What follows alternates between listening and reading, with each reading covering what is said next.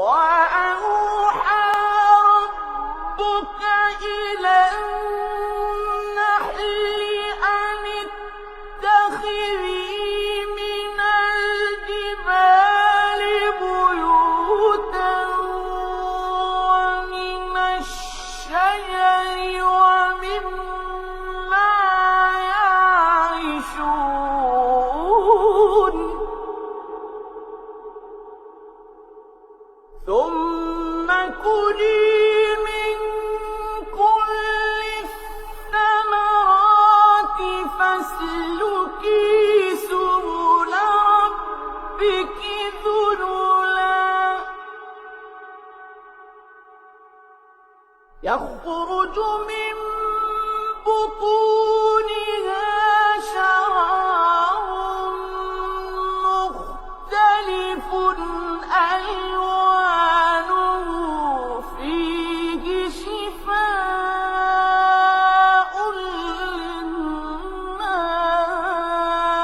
للناس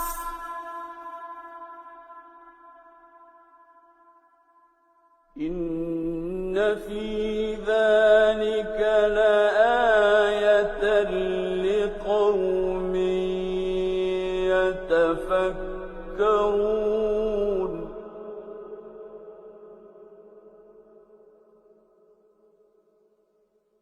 والله خلقكم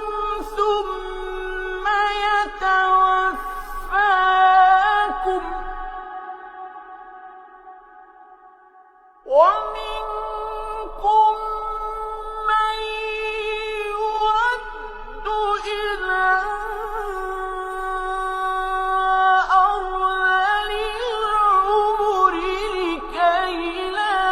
يعلم بعد علم شيئا إن الله عليم قدير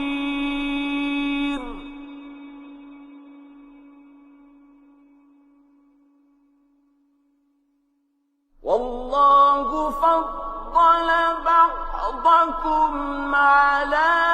بعض في الرزق فما الذين فضلوا براد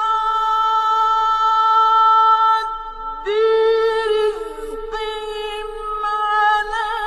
ما ملكت أيمانهم فهم فيه سواء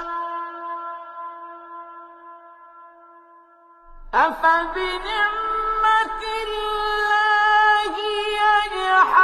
يجحدون والله جعل لكم من أنفسكم أزواجا وجعل لكم من أزواجكم بنين وحفدة ورزقكم من الطيبات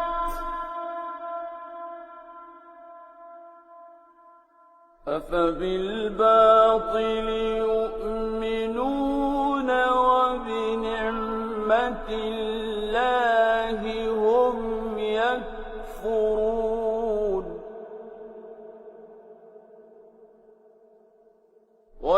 ويعبدون من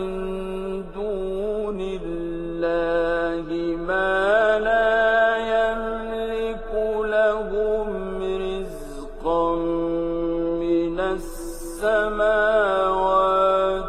والأرض شيئا ولا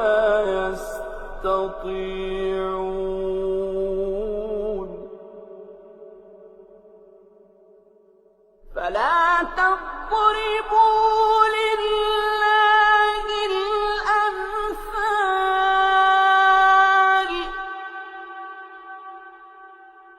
إن